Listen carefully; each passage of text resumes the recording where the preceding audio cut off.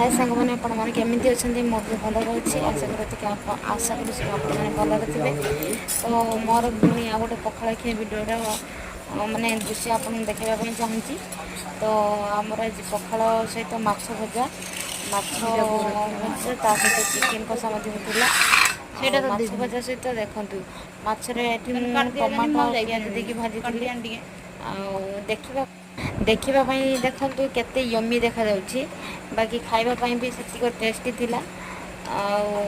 खाइले जना पड़ो मु तो खाइबापी पूरा व्यग्र हो सारे जेहेतु टमाटो पियाज देकी माछ भजा होती पूरा पूरा चिल चिल खाइबापी तो बहुत टेस्टी लगे। आपण मैंने भी थे पियाज टमाटो खाली देकी भाजतु आपण घरे माछ केमती टेस्ट लगे भी जानीपर।